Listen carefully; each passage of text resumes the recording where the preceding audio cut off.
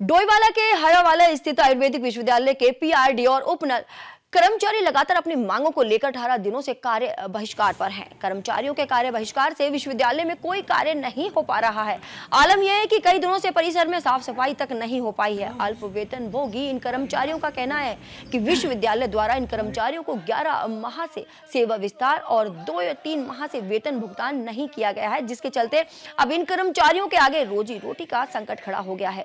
कर्मचारी अपने बच्चों की फीस तक नहीं दे पा रहे हैं, साथ ही 2 वक्त की रोटी के लिए भी अब कर्मचारी परेशान हैं, जिसके चलते कर्मचारी लगातार 18 दिनों से कार्य बहिष्कार करने पर धरने पर बैठे हुए हैं।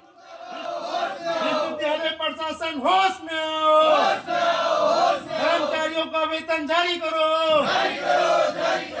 है जिस तरह से वेतन नहीं मिल पा रहा है, गृहस्थी चलाने में किस तरह की परेशानियां हो रही है? सर, हम लोगों को बहुत परेशानी हो रही है। हम लोग इतने कर्जे से दब गए हैं। हम लोग बार बार रिक्वेस्ट कर रहे हैं अधिकारी के आगे जाकर के, सर हम लोगों को 3 महीने से वेतन नहीं दिए हैं, आप वेतन दे दीजिए। कोई महिला सिंगल है जो सिर्फ अपने कमाई से उनका घर चल रहा है, लेकिन इनके समझ में नहीं आ रहा है। ये इनसे हम लोग बहुत तरीके से पत्राचार भी कर लिए, जाके अंदर बात भी करते हैं, लेकिन ये हमारी बात सुनने को राजी नहीं होते हैं और कहते हैं तुम लोग चले जाओ, अपने आप लिख दो कि हम अपना काम समाप्त करते हैं, अपने घर चले जाओ। हम क्यों लिख देंगे अपना काम समाप्त करें? हम तो काम की ज़रूरत है, हम काम के लिए आए, और ये किस तरीके से हमारी नियुक्ति करे, किस तरीके से हमें रखे, हमको जानकारी नहीं है इस चीज़ की। कितने समय से वेतन नहीं मिल पा रहा है? सर अब 4था महीना लग गया हम लोगों को। 4 महीने से आप समझ सकते हैं हम लोग कितने परेशान हैं, और हम क्या इनको खुल के हर चीज़ तो नहीं बता सकते अपनी परिस्थितियाँ। बच्चों की पढ़ाई और रसोई सर, पर कितना फर्क पड़ रहा है इससे? बहुत फर्क पड़ा है। हमारे घर में न खाने के लिए है, किराए में है, किराए से भी बाहर निकाले जा रहे हैं। यहाँ अधिकारी के पास आते हैं, हम स्कूल जाते हैं, बच्चे स्कूल वाले तो हमसे नहीं कम्प्रोमाइज़ कर रहे हैं ना कि आप अपने बच्चे की फीस मत दीजिए, आप पढ़ाइए। वो तो कहते हैं हमें फीस दो तो आपके बच्चे पढ़ेंगे, वरना हम बाहर कर देंगे। और बाहर भी बैठ गए हैं बच्चे, किसी का हाई स्कूल में बच्चा, किसी का इंटर है, किसी का ग्रेजुएशन हो रहा है। अभी मोटी रकम के अकाउंट की ज़रूरत थी और इन्होंने हमारे साथ ऐसे दुर्व्यवहार कर रखा है। आपका नाम और किस पद पर कार्यरत है संस्था? सर हम 4th क्लास में हैं, हम सरोज दुबे बोल रहे हैं। अब ये लोग बोल रहे हैं, हमारे जो अधिकारी हैं, कुलपति और रजिस्ट्रार बोल रहे हैं कि आपका सेवा विस्तार जो होगा वो शासन से होगा। और 4 महीने से हमारा वेतन जारी अभी तक नहीं किया है, जो कि रजिस्ट्रार साहब ने अभी हम कार्य बहिष्कार कर रहे थे, तो कार्य बहिष्कार करते हुए हमें आज 18 दिन हो गए हैं।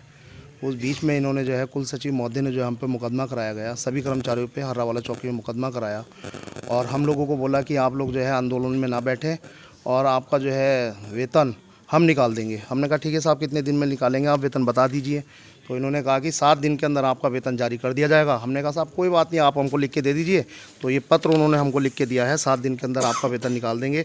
आज हमको 18 दिन हो गए बैठे हुए धरने पे, ना तो किसी अधिकारी ने हमारी कोई भी बात नहीं सुनी है। कुलपति आते हैं यहाँ पे 1 घंटे के लिए, कभी छुट्टी चले जाते हैं। रजिस्ट्रार साहब आते हैं, एक दिन आते हैं, दूसरे दिन गायब रहते हैं, फिर एक दिन आते हैं 1 घंटे के लिए, फिर भाग जाते हैं। कुछ भी नहीं कह रहा सर, कुछ भी नहीं कह रहे। हमारे रजिस्ट्रार साहब क्या करते हैं, अब जिस दिन रजिस्ट्रार साहब बैठ रहे हैं उस दिन बीसी साहब है नहीं, वित्त अधिकारी है नहीं, वो सारा अपने सर का बोझा उनके ऊपर डाल देते हैं। साहब बीसी साहब तो है नहीं, और जिस दिन बीसी साहब आएंगे उस दिन या तो फ़ोन करके आते हैं, उस दिन ना तो रजिस्ट्रार साहब आएगा ना बीसी साहब आएगा।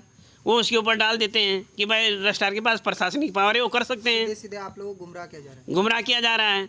अब ये तो बताओ पहले कि होना क्या है भाई। उनको पहल करनी चाहिए थी कि भाई आ जाओ, काम करो यार, आप हमारे बालक हैं, आप यहाँ पर हैं, आप सेवा दे रहे हैं तो करो भाई, हैं हम इतने दिन कर देंगे कि नहीं, कि जब हो जाएगा तब।